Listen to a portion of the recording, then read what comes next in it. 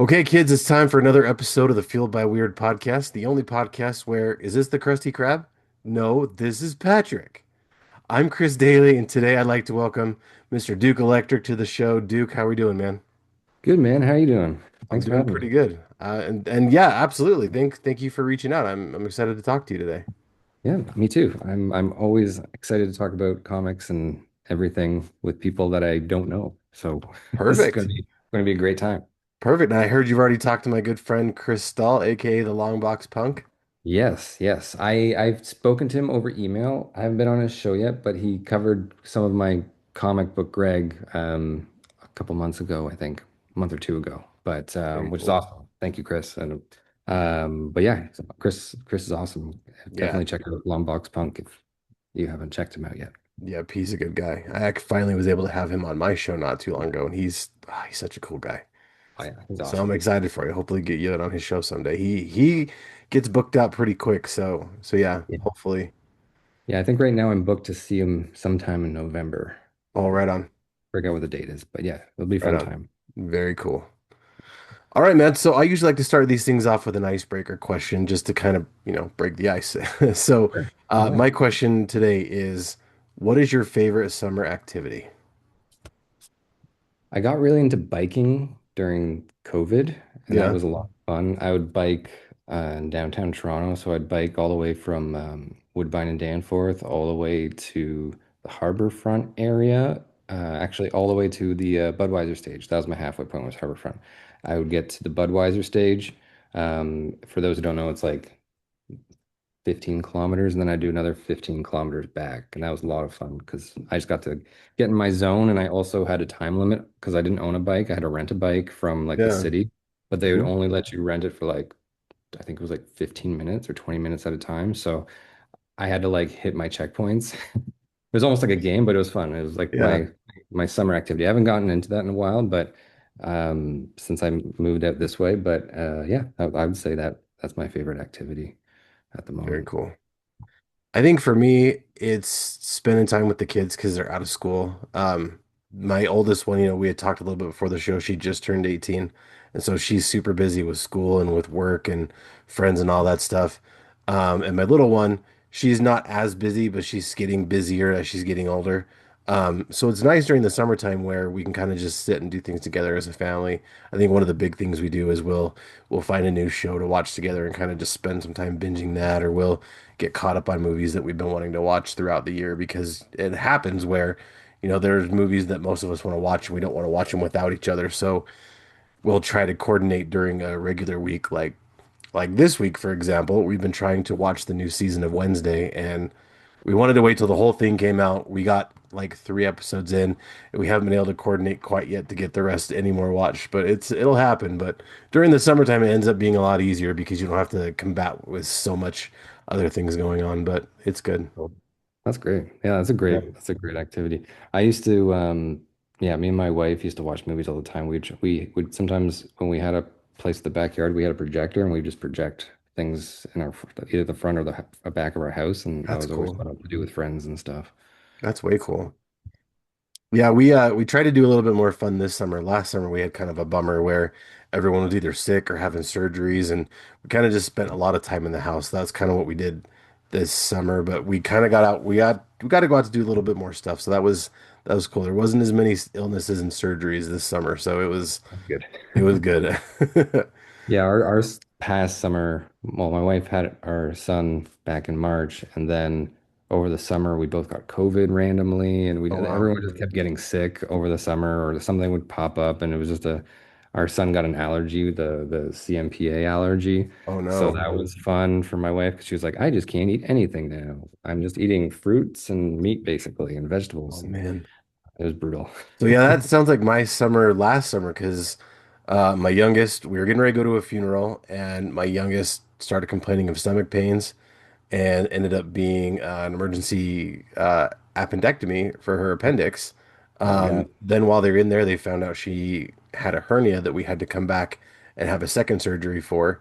But then when she was recovering for the appendix surgery, she had a reaction to one of the medications, so we had to deal with all of that too. The And bummer. then my wife got sick, and I got sick, my oldest daughter got sick, and it was just So my other daughter had to go back for a second surgery to fix the hernia surgery, and then there was stuff from that. It was so my 9-year-old had surgery twice last summer, and that was kind of rough. But thank goodness for healthcare. Yeah. I hope she's okay now, though. Oh She's yeah, doing. she's totally fine now. She bounced back pretty good, but yeah, it was a wild summer. Yeah, that definitely make things very Yeah, interesting for the during the hot season for sure. yeah, for sure. Also, being sick during summer sucks because it's just like everything just feels so much more gross. Yeah, oh for sure, for sure. Well, speaking of summer, sir, we kind of talked a little bit about it. How was the rest of your summer now that we're kind of wrapping up and kind of going into fall? Did you have a good summer? Yeah, I would say it was pretty good besides like getting sick and all that. I decided to make a Kickstarter for Greg near the end of the summer. So um, we got that rolling.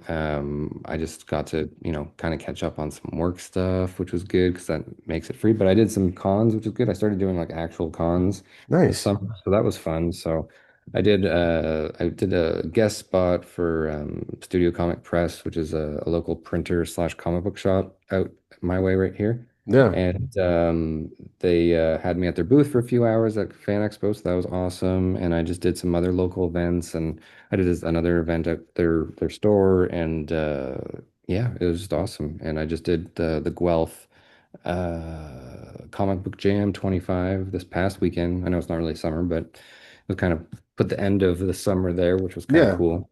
And that turned out really good too. We met a lot of people, got to introduce Greg to a lot of people young and old and comic book fans. So that was cool. right on. That's Yeah. awesome, man. Very, very cool. So, before we start things off, I usually like to kind of figure out, what kind of makes you tick a little bit. So, what I kind of want to know is when you're not making comic books and you're not, busy doing comic stuff, we'd already kind of talked about it a little bit. You're into biking, you've got a newborn that you're taking care of. So, what are some things you do, like your hobbies, interests, some like stuff like that? Yeah, for sure. So I do a lot of music, Oh, nice. and I do music with my wife. We used to be in like a garage rock band, Right um, on. from the early 2010s until basically COVID. Oh, wow. I've Okay. been doing music most of my life, and so has my wife, and she's been drumming for a really long time, and I've been playing guitar and piano and singing for a long time. So That's cool. yeah, that's usually my hobby. That usually when I'm not in comic mode, I'm just like being inundated with like ideas for songs and stuff. Right So on. we usually like to record, and we put out a few records back in the day. We were going to put out another record, but then COVID hit, which was a bummer. So we're still trying to like figure out when we're going to put that out and add to it. But I think once my son's a bit older and once we get more comic book stuff out of the way, I think I'll probably jump back into that pool again at some point, which will be fun. Nice. What was the name of your band? The band was called the Cool Hands. Uh, Nice. yeah, and Very we played cool. a lot in Toronto, around Ontario and stuff. And the new band that was going to launch was going to be Red Viper Head Explosion, Oh, wow. which was going to be pretty Nice. awesome. That is awesome. It was a kind of a Game of Thrones reference too. My friend in Detroit was trying to make a cover band for a Game of Thrones concert, and he was asking for names, and I threw that out there, and then they didn't use it, so I was like, all right, I'm just gonna use that for my new band. That sounds Oh, pretty yeah, sick. dude. Awesome. Yeah. Right on. Yeah. Cool, man. So, now I want to kind of take a trip in the way back machine and kind of go way far back. So, I kind of want to know, not kind of, I definitely want to know, what was it that inspired young Mr. Duke Electric to become a writer and an artist? Like, what was it that initially kicked off your journey into being a writer and an artist? I was trying to figure out who I was going to be when I was older, and I had a few different ideas. I really like drawing. I've drawn most of my life, until I got into music more as like my main thing in high school. Yeah, Mainly just had bad art teachers and stuff, but sure. I kind of got really influenced with art and stuff by just like animation and just watching cartoons when I was a kid and growing up and reading comic books. 90s was awesome for obviously superhero comics and 90s was just cartoons. awesome, It period. was so good. Yeah, it was amazing. Yes, And sir. I got a lot of influence from that. And so, my mom really like wanted me to get into art and be really efficient in art, but I was never like properly trained in art. I kind of Yeah, just tried to figure it out on my own, and which led me to like eventually stopping because I was like, I don't know how to like continue. I didn't really have good art teachers at certain points, but I had three career goals when I was 9. It was either I'm going to be in animation or as like working or doing art in some form, being like a musician that is performing a lot, being like a rock star, or I was going to be a comedian. So like three really hard industries to like be successful in, and yeah, I for just kind sure. of stuck to that idea, and so far I've done everything almost except for comedy. So Wow, that's awesome, yeah, man. yeah, thanks, Very man. cool. Yeah. Very cool. All right, so how did you make the transition to comic books? Like, what got you started? Um, what got you interested in reading comics, or even what got you into comics in the first place?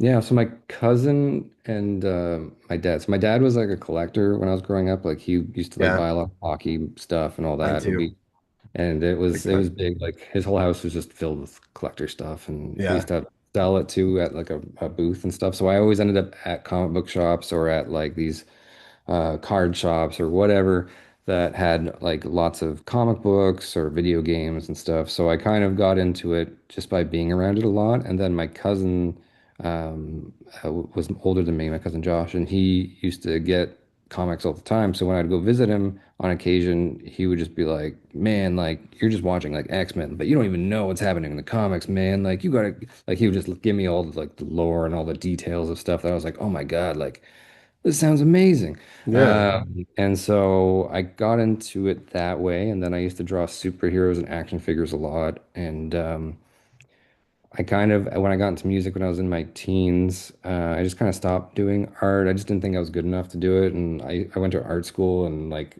when you go to art school, there's always going to be people that are like really amazing at their skill or talent. sure, And I would see people and I'd be like, mine's not even close to that good. So why would I even try? So I just kind of sure. try to figure out a new way of doing it, which got me into performing more and then getting into music more.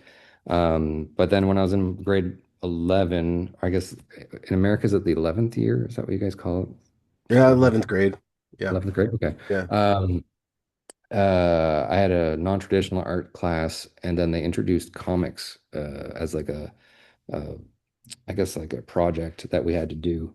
And so I had never made a comic officially before, but I ended up coming up with this idea, and I just kind of worked through it in the class. And I didn't know I had to like, I didn't really know the steps to comics, but the class kind of taught me because like my teacher was like, well, I can't get it into a computer if I can't scan it and it's all pencil. So you need to like ink it. And I was like, oh. And then I went and inked it, and then I'd photocopy it in the library, and then I'd bring it back to him. And I really liked the process. I got really into it. And then I started getting more into comics again that way because I had a collection when I was younger, but it was at my dad's. And then my dad had a flood, so we lost all the comics. So I ended up trying to rebuild my collection. And then in that, I just kind of had this idea for Greg in that class, and I just kept it in the back of my mind. And I knew there was something that I liked, and I wanted to like do and continue with it, but I couldn't put my finger on it because it was such like a short little project, and yeah, I just kept it on the back burner. And then I eventually came up with the idea of him being so good looking in college, and then eventually, and I kept just writing drafts, and I was still playing music and stuff, so I always had it kind of being like, oh, I'll get to it when I get to it, whatever. But then once COVID hit, I was like, well, now I can't do music. I'm just working all the time. My wife got uh, she's more susceptible to getting sick. I just forgot the she's yeah. I got you. uh, so yeah, so she couldn't really go out and jam or do much during COVID, even after when COVID was dying down, and Toronto had like Yeah, the longest lockdowns in the world actually in Ontario. So it was one of those things where like we weren't getting out, we couldn't really do anything. Even if we could go out, we didn't want to take the risk of my wife getting sick for a really long time or something. So um, Scott Snyder ended up having a writing class thing that popped up, and I was a big fan of his. And sure. once I saw that, I was like, it's meant to be. Like, I have this idea. Maybe he'll think it's cool, or maybe he'll give me an idea, or like tell me, like, yes, this is something you should pursue, or something not. And so I ended up joining it, and then he had like a tier where you could like pay to like meet him and talk to him about it and stuff. So I was like, okay, I'm just gonna do it. I'm just gonna wing it and do it. And I talked to him, and then he really liked the idea. And then I was like, okay, like then I'm gonna do this idea. I'm just gonna roll with it and see how it goes. And yeah, and since then I've just been working on it, and I got the full volume written for this volume one, and I'm already working on the volume two. Sure. So I'm just getting the art done now. So that's kind of Nice. how it all rolled into doing comics, basically. Right on, man. And yeah, I have a very similar intro to comics that you do because my dad was a huge collector. He had comics everywhere, and it was always kind of weird because growing up, I was like, I really want to read these, and he's like, no, you can't touch them. It's the regular like kid thing, like you're Right. gonna ruin them, don't touch them. Right. Um, but as I got a little bit older, he kind of got a little like, okay, like you can read these, just be careful. And we had toys everywhere too. He was a big, big collector, like sports cards, all sorts of, pop culture cards. He had so many action figures. He actually uh, put them all over the walls in the basement, so it looked like the walls were wallpapered with Oh, action wow. figures. And that was a big thing our friends always talked about. I was like, oh, well, let's go and look at their basement. It's so cool. There's just toys everywhere. So it was really cool, and that was something that my dad was kind of known for, just having toys and stuff everywhere. But so yeah, I remember in kindergarten that we had, or first grade, we had to bring in a collection for show and tell. And at that point, I'm like, I don't have a collection. Like, what do I do? And my dad's like, I got you. So he like busts out this binder and puts like an assortment of like sports cards and like pop culture, all these other weird collector cards. He's like, there you go. There's your collection. So that was kind of Oh, my gateway in. And after that, I've got so much stuff now. It's ridiculous. But yeah. that's really cool, man. And the fact that you got to talk to Scott Snyder about it is really cool because I've never talked to him, but I've got friends that have talked to him, and they say nothing but good things about him. So that's super cool. Yeah, he's an extremely nice guy and really like he listens. He's all for like making sure people, are on the right track and get set on the right path for what they need to, even if it's just trying to get an autograph or, hanging out just to say Yeah, hi. Like he's super down to earth and chill. So I highly recommend if anyone wants to do his class. I think they have like a thing, like the entry tier is like $7 a month, I think, and you get access to all of his classes and everything. And then he does like um, live streams like once a month or every few weeks or whatever, depending on his schedule if he's busy or not. So definitely worth it for that for $7. You get all that value and everything. absolutely. Yeah. For sure.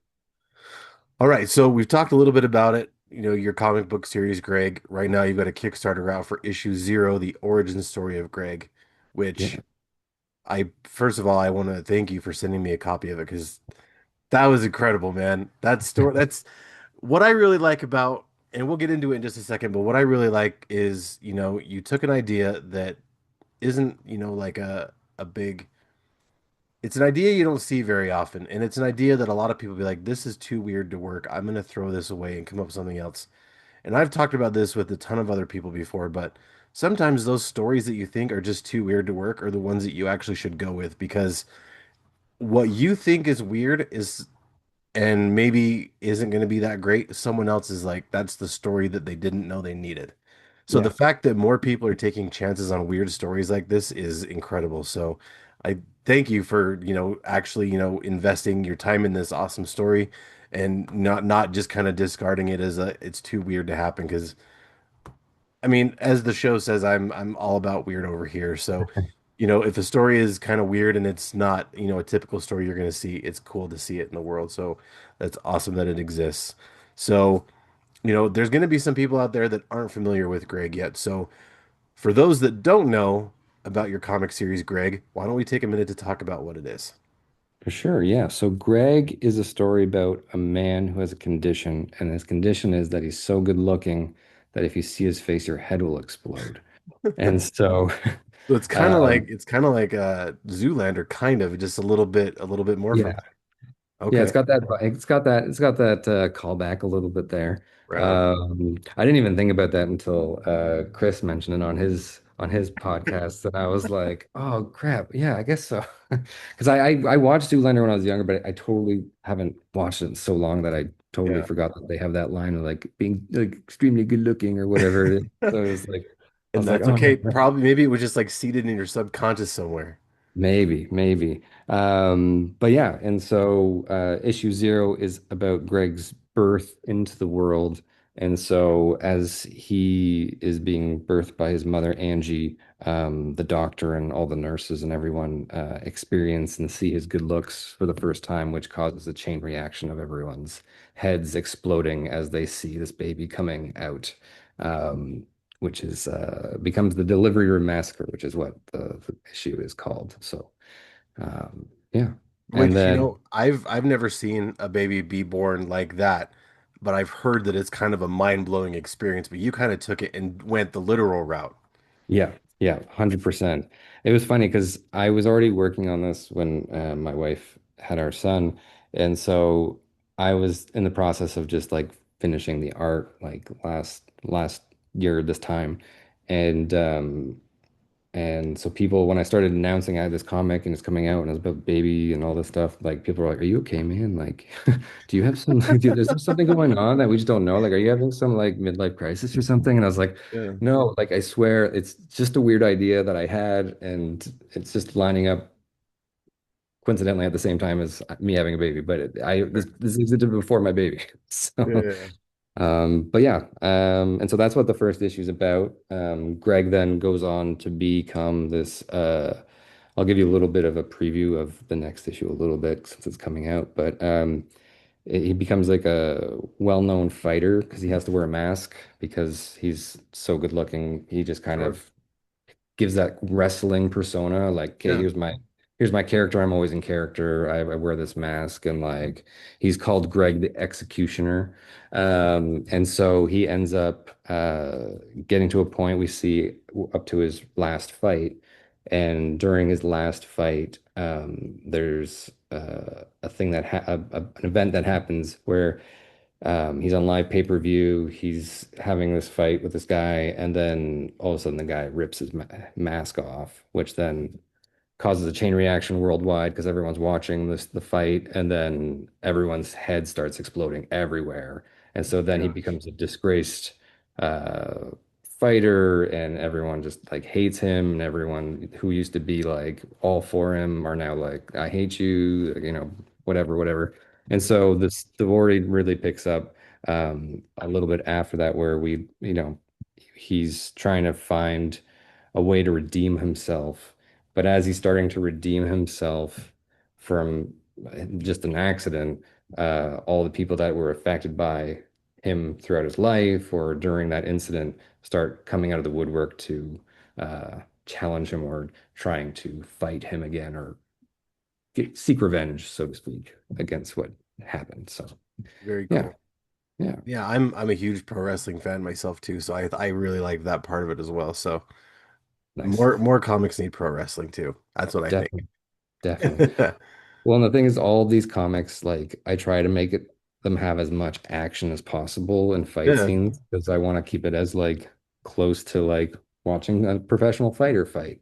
Yeah. So you'll see in like the next issue, there's just like pages of just like a fight just happening. Where I feel a Fantastic. lot of comics, they're just like, okay, we're just gonna have like one page and it's gonna have a couple panels and that's the Yeah. fight. No, I'm going like Dragon Ball Z with it. Like it's gonna just be all over the Fantastic. place. And then we get to the climax of the fight, and then something else will take it to another next level, and then Very cool. keep it going to 11 every time. So That's awesome. yeah. Very cool. All right, man. So, what was it that, inspired you to come up with the idea for Greg? Did you like pull some from some real life experiences from like something that you watched or anything like that? Where'd the idea come from? So when I did the original comic, it was like a group assignment that I did in school, and so it was one of those weird projects where I was just like, I was in the class and I was like, they announced this comic thing, and I was like, this is really cool. And like everyone in the class was just, I don't know, it just kind of struck me as one of those like lightning bolt moments where I was like, you know what, guys, like, I know we're like in a group, but like, I will just do all the art. I will do all the art. I will get the concept. I'll do all this stuff, and I'll give you a draft of like the outline. All you need to do is just like put the words in the bubbles that I put. So that's what we did. And what happened was I at the time Jack Black's Nacho Libre was out. Yeah. So that kind of like I never seen the movie. I never saw it, but there was so much advertisement for it at the time. I was like, okay, so like the story's going to be about a wrestler, and then the wrestler is like just like down on his luck because he's like this guy who's like never been beaten, and he feels like he needs to do more with his life. So he basically tries to become a vigilante or like a crime fighter or whatever. Yeah.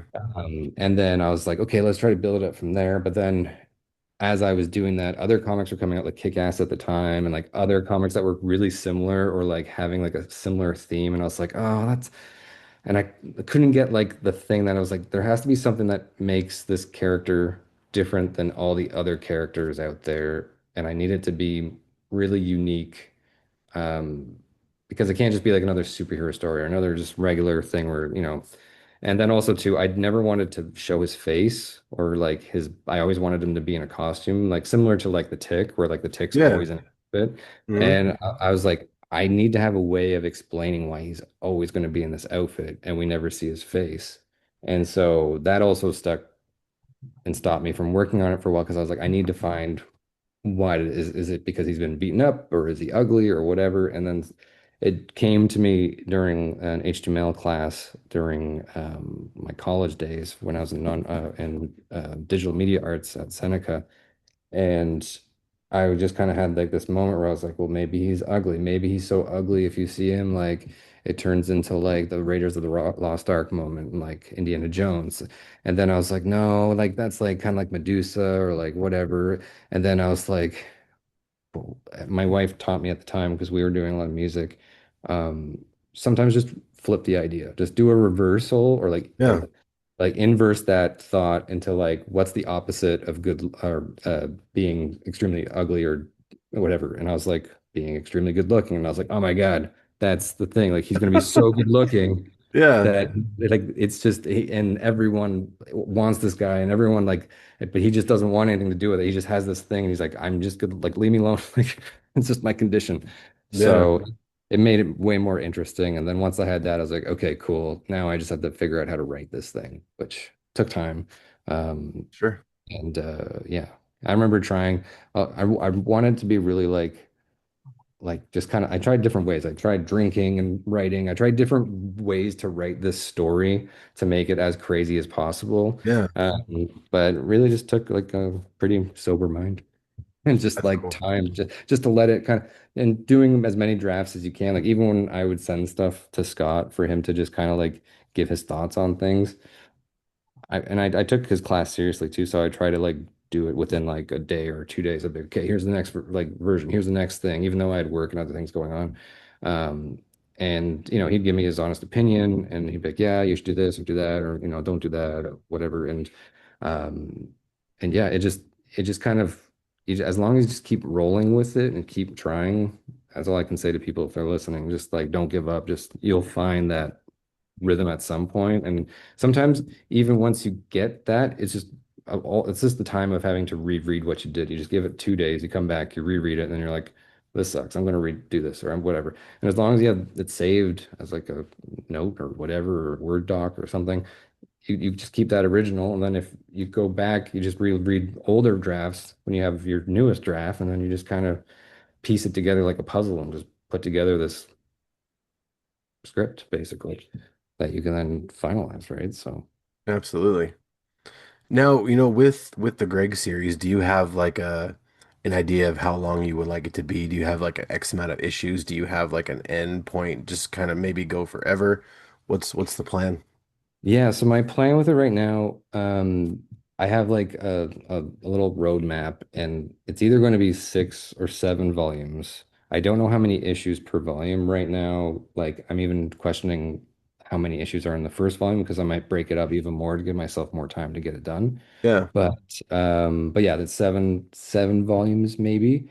And then I'm trying to do like an in-between that's more like a teenage kid-friendly version of Greg of his like side adventures or past adventures that Yeah. are more less adult oriented and violent, but they're still like they're still in the universe, they're still fun, they're still funny, kind of like Batman the animated series like style Yeah. Yeah. deal.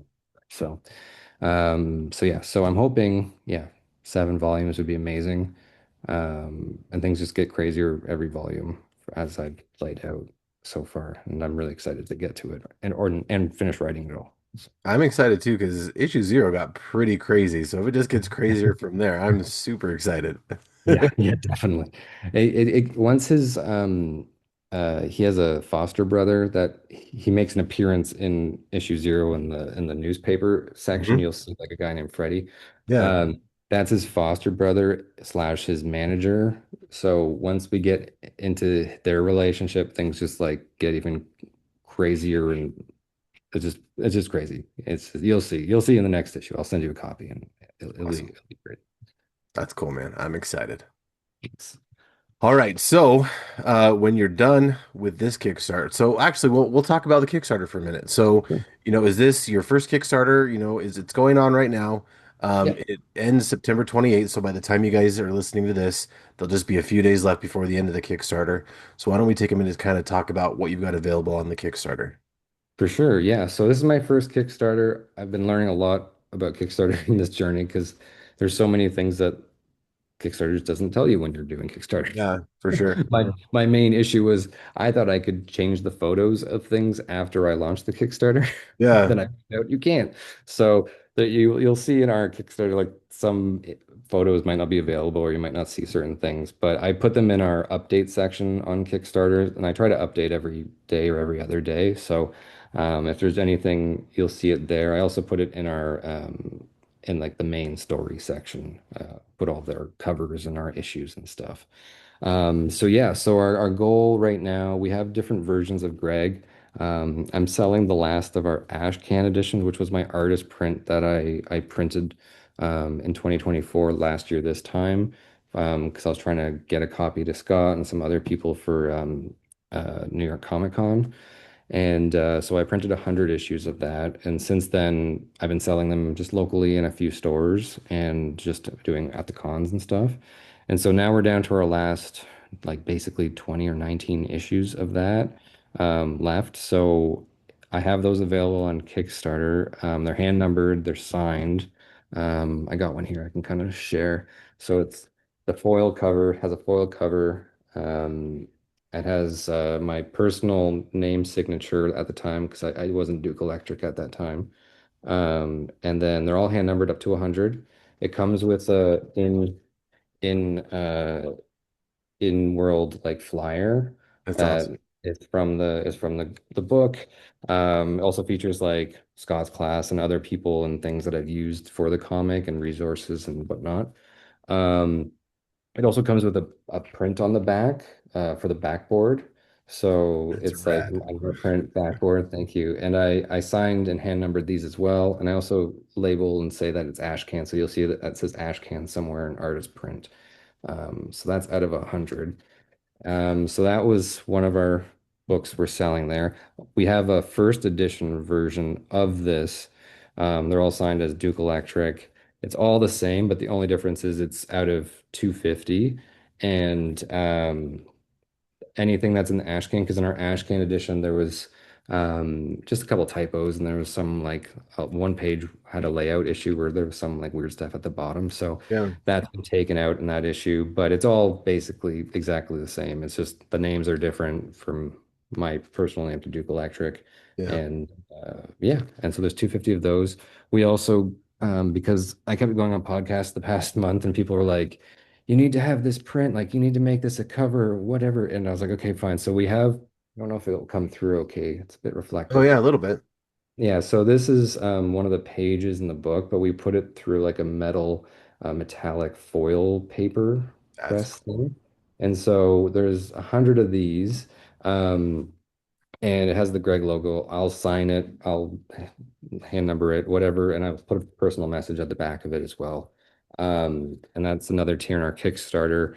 Um, and yeah, we have a lot of these too, these tiers like the ash can and like most editions, they'll come with a digital version. Like this has a download code in it, and I'll also email it to you. And it comes with a sticker as well. There's other things in the Kickstarter too, like I'll write you a personal letter, I'll draw you a doodle, I'll do different things. There are certain issues that have a lot of that included, or you can just buy a $5 doodle or buy a letter from me and I'll send it to you and get you a digital copy or whatever's there.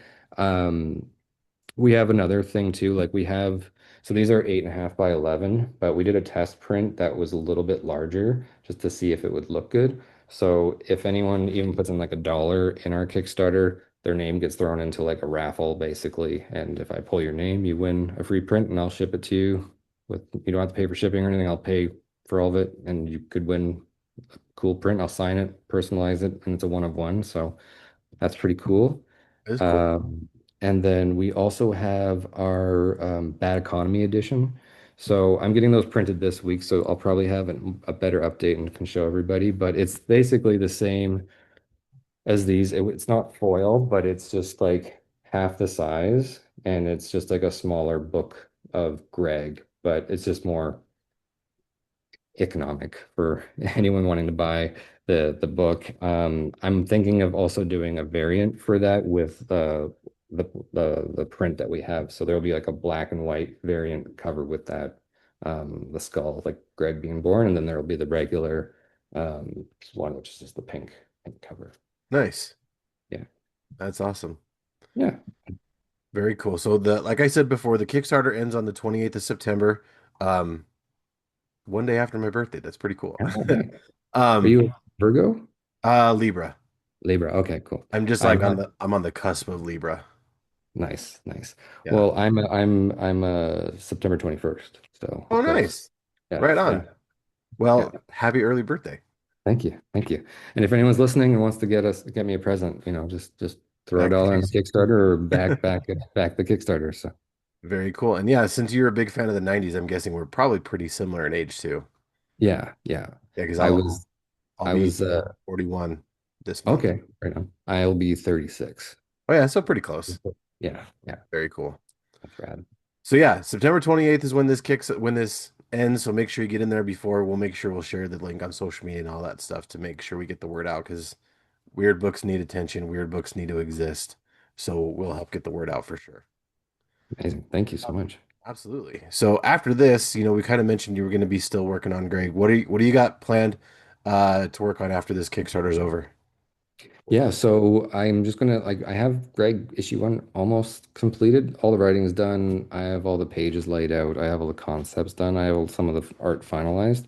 So I'm just gonna do my final like cleanup pass on Greg issue 0 and then do another. I go through a couple processes, so I'm just at pretty much the last process of everything, which will still take a bit of time, but I'm hoping in the new year, between January and March, I'll have issue 0 ready to go. And then um, I'll see about either doing another Kickstarter or see how the market goes. I'll have this stuff available too.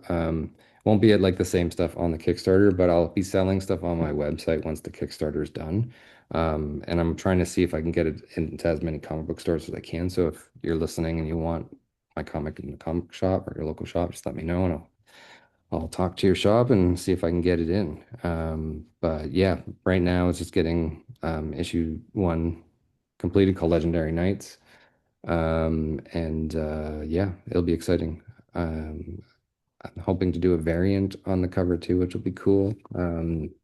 Of the moment when his hood's being taken off, and yeah, it's gonna be sweet.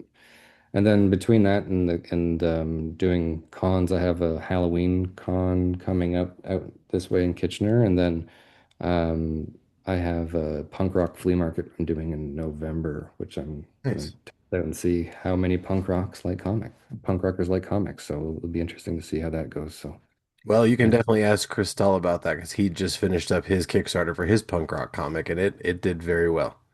perfect. All right. Well, yeah, I'll have to talk to him about that. 'Cause that'll be Absolutely. Definitely. Now before I let you go, I want to have you take a minute and talk to the people out there about what's some advice you would give to people who want to be creative.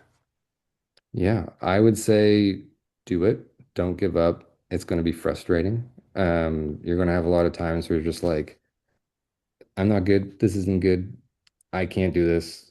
I can't find time to do this. There's no hope, whatever. Just go through it. You'll have to have those moments, but you just don't let it stop you. feel like just pressure yourself to keep going. Like I wish I need to print it out, but I had a picture of my art of Greg that I did when I was thinking of getting back into comics, and the picture was so bad. It was so bad. I hadn't drawn it for so long, Wow. and I had it, and I was like, I'm not gonna do this comic. I have to get someone else to draw because this sucks. Like I can't put this out. Like it's gonna take me forever. Yeah. But this comic for the art, it took a long time, but all I did was I would just draw 10, 30 minutes a night. If I was watching a movie with my wife or, my friends or whatever, I'd just pull out my iPad and just kind of draw while watching the movie and, or I'd have my sketchbook and just doing just a little bit, even if it didn't end up being good, it went a long way to finishing the project. And as long as and everyone's busy, I get that. And, Yeah. times are tough, obviously, and I get that 100%. And it's just staying true to yourself. And if you want to do it, you can do it. It's just don't give up because you're gonna feel more crappy not doing it than doing it. And even though Yeah. it's hard to do it, you'll feel so good once it's done. It becomes an addiction of like dopamine because you're just like, I need to do another thing creative because that was awesome. Yeah. And yeah, and don't listen to and people, if you have negative people in your life or whatever, and they're not giving you that, then go find other people to talk to about it that are more positive or that are more welcoming. Because I had an era where I was hanging out with people that were just negative about art and music and stuff, and it totally puts you just in a weird spiral and you can't gauge what's good and bad. But, Yeah. you know, if there is stuff in your community, whoever's listening, there's always comic book communities, there's always online comic communities or music or whatever. And, just find those people, and sometimes it's the people you don't even think that you would usually get along with or know that end up being the people that are the most solid people and then end up being like your close allies and friends during the creative process. So It's true. Yeah, definitely that's a good way to look at it. Perspective definitely makes a difference. If you got a bunch of negative around you, negative energy begets more negative energy, and it really affects you mentally. So it's really important to find those people who are a positive influence and the people who, because I mean, everyone has like, social media is the big one, and everyone has their social media feed where they've got a bunch of people just being negative in there. And it really can take a toll because, all of us are guilty of sitting and doom scrolling after work or whatever. And just get hit with enough negativity, it's gonna rub off on you. So it makes things so much more pleasant and the experience much better if you just cut out all those negative people and make sure you add and give attention to the important ones. definitely. To And not that's to the the important ones, but to the Oh yeah. positive Yeah. ones. Yeah, the ones that, life's short and you want to spend as much time being happy and positive as possible, For because sure. the world's already a pretty negative place, especially right now. So, Yes, you know, sir. it, it's good to find people that are positive and willing to, push you to that next level that you need to get to better yourself and to better them as well in your community and stuff. Definitely. I was going to say something about social media. I started going, I'm really addicted to social media. Like I hate that I'm addicted to it, Oh, but I'm addicted to it. I'm right there with you. And I started doing a thing and I fell off it briefly just because my wife got COVID again recently and I put us in a tailspin. And I started doing more interviews for Greg and I had to use the internet more. But we've been doing a thing where I shut off our modem when we go to bed, or like, basically Sunday is like we call it the Lord's Day, even though we don't really do religion stuff. But Yeah. there's like Lord's Day, turn off the modem. So we just Sunday, there's no internet unless it's an emergency and we need to like contact someone. And Yeah. then we cap it off at like 7 p.m. during the week, and then sometimes only till 3 on a Saturday. And then that way we're forced to either hang out as a family or go out and do something or use the time to do the creative stuff that we would usually just be sitting doom scrolling. Yeah. And when I did it for the first few weeks, like it felt like a whole new world. Like it was like a revolution. Like I felt like healthier immediately. It was just Oh, like for sure. it was so good. But it's easy to fall back into it. And so I'm hoping once this Kickstarter is done too, I can get back into doing that routine again because I won't have to be updating as much. But Yeah, um, yeah, definitely, you know, touch grass, do what you can to, get away from social media as well because it doesn't help anybody. yeah, it's the pits. Yeah. Like you said, unfortunately, it's a necessary evil when it comes to, promoting yourself. I Yeah. mean, I'm guilty of it too. I mean, I'm on there trying to promote myself wherever I can. And, like you said about making time for working on the creative stuff, even if it's a few minutes here or there, I've kind of run into that issue sometimes, even with this podcast, where, you know, I don't script out every single podcast, but I do make kind of an outline of just like Yeah. talking points. And sometimes I don't feel like I'm never going to have enough time to get to that. But, you can do a lot of that. Like you said, you'll pull out an iPad and you'll sketch on your iPad. I can pull out my phone when I'm on the couch watching a movie and, put notes together on my phone just while I'm doing that. So there's always time to do stuff. You just need to choose what, the priority is. Yeah, for sure. And I said, and that's a good point too about notes. Like even when I was writing, I would sometimes just like I'd be watching a movie or I'd be out for a walk or doing something, or I'd be at work or in the shower and I'd be like, hey, you know what? That sounded really cool what I just thought of in my head. I need to record it or I need to just jot it down really quick and then I'll grab it and put it into my other master thing to see if it fits. And then you just kind of clean it up. Because nothing has, and that's the thing that I had to learn with art too, is like nothing looks good the first pass. It's always, you need to just keep doing more passes until you get it to where it is. Like most artists, like I don't know, I guess a lot of people have that thing where they see really good artists and they do it really quick and it's like, look at this beautiful picture I've done. And it's like, oh wow, Yeah, that's amazing. I wish I could do that. But how much time did they put into doing that to get so good that they could do that? exactly. Myself and most average people might not be that good, but if we chip away at it on one drawing and make it awesome as we can get it to a point, or write something as good to a point, then yeah, then you're getting there. You're getting to that Yep. point. You might not never Absolutely. get to that point as that person has, but it's a skill that you just need to work in and a muscle that you just need to exercise. So Yep. Absolutely. All right, man. So before I let you go, I want to give you a chance to plug yourself. Where can people keep up to date with stuff you're doing? Where can people find you online?